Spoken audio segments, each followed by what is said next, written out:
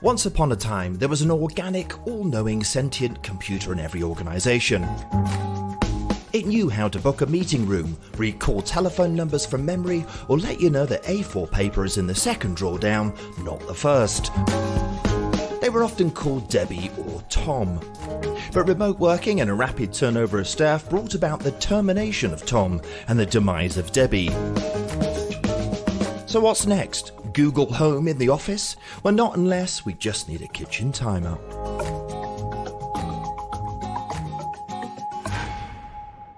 Hi Heidi and hi Brent. Hello again. Hi. You're absolutely right. I remember now, if I think back to every company I've worked in, there was always that sage-like character that knew everything. You need to find Yoda in the organization. Yes. That was always the key prior to the work environment that we had. You had to figure out who the person was who knew where the bodies were buried. Yeah. In the basement they may be. They usually sat at the front desk. Quite often they were at the front desk. Over time, it became the person that could fix technology. Yeah. Right. They knew everything about how everything worked, and if you were having any problem getting a conference room, like calling someone, they're like, oh, that phone number is XYZ. Right. That's very much the role I fulfill at home as far as tech's concerned, because now with multiple devices, the internet goes down, Dad!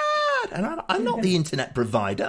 I don't know. Switch it off and switch it on. But actually you are. You are the internet provider.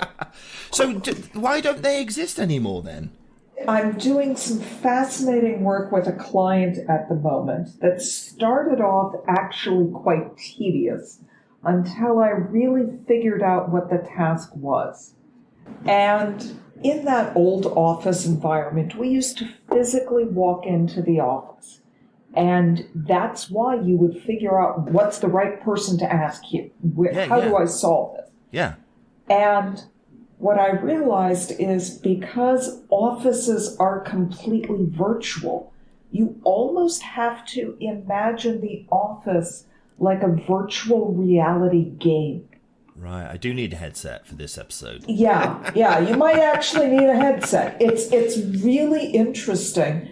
The work with this client started off as me saying, well, you're rolling out this new work model. Where are all of your resources for this? Your training guides, your SOPs, your help pieces? And the response I got was, oh, we don't have a file structure. We just email stuff to people. Ooh, now, that's wrong on many levels, isn't it, really? I'm a sloppy desk person, but she said that, I was going, Oh, email. The worst way to communicate.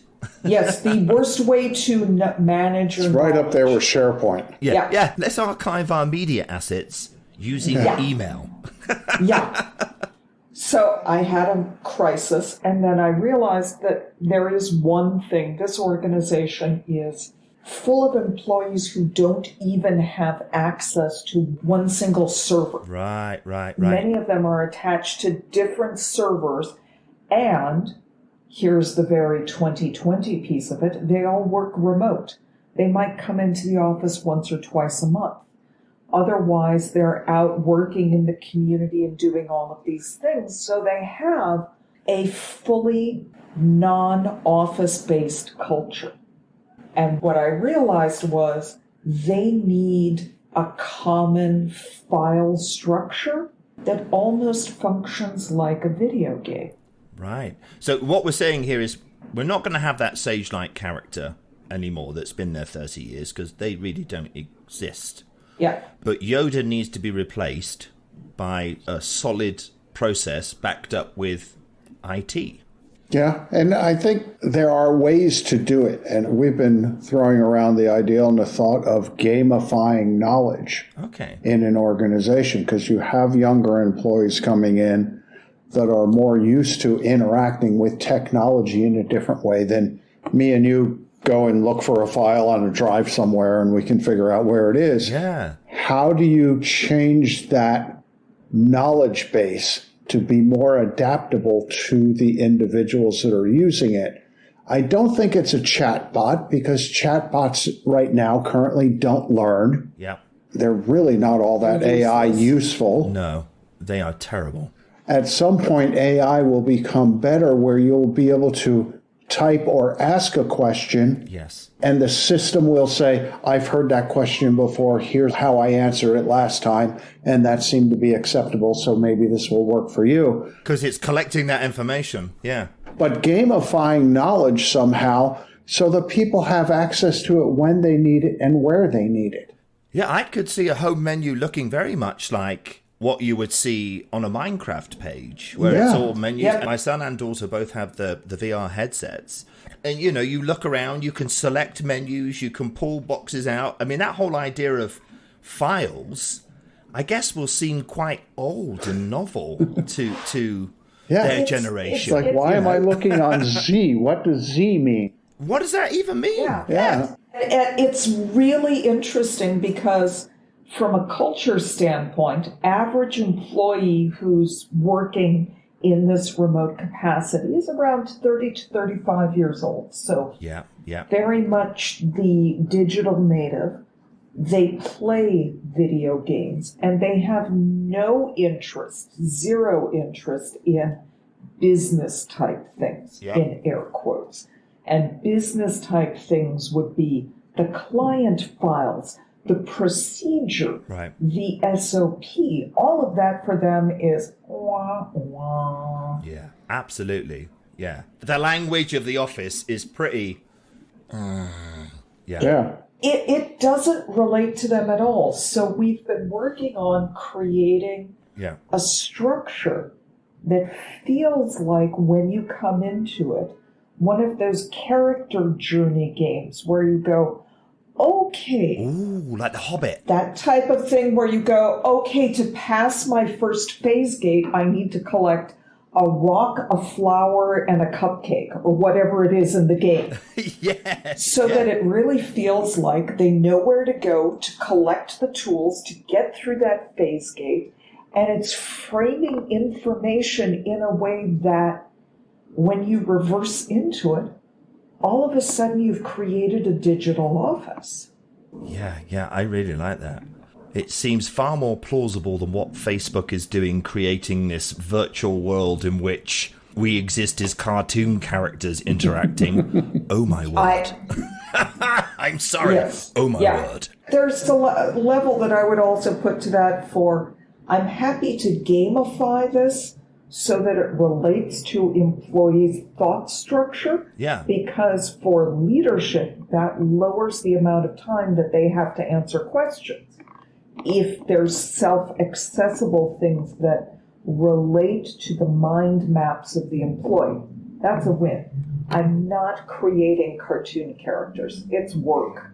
And I think the really fascinating thing about approaching it that way is, you know, what dictates the way that the program is written is the process that you orchestrate in author beforehand. You've got to totally understand the way that business works and to put that process in place that then dictates to the programmers, informs them as to how to write that flow chart of questions, answers, and all the other paraphernalia. And that's one of the really interesting parts of this is the organization has, like any organization, a task life cycle. What's the first step of the engagement? What's the second step? Most work has a life cycle from A to Z. Right. And by building out the file structure to support this sort of character journey idea, you're reinforcing and building out what is the mission of this organization and what do we do as an organization. So it's an interesting way of reinforcing culture, expectations, mission, and process. Right. Like it. I wish my Google Home could do a bit of this, you know. Send that document on my desktop into the office. Will do. Yeah. Instead of just like set a timer for 40 minutes. Yeah. Useless, annoying piece of...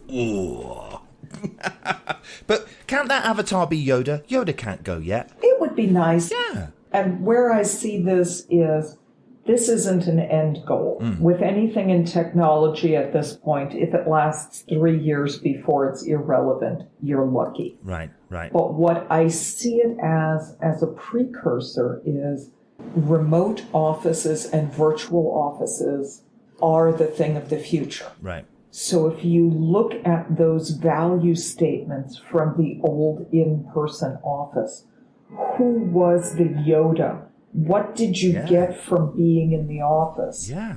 We are in the midst of an arc that's building out some sort of technical future where maybe you can get that Yoda to come back in, that person who knows everything that you need. If you can find a way of correlating and collecting that information, if you can collect every question that Yoda is asked, then you can start to build databases and so is this, and forgive me if I miss this, is this something that you're actually working to develop with one of your organizations? Is this something that you use as a hypothetical to explain processes? It's kind of an outlined structure at this point. Yeah.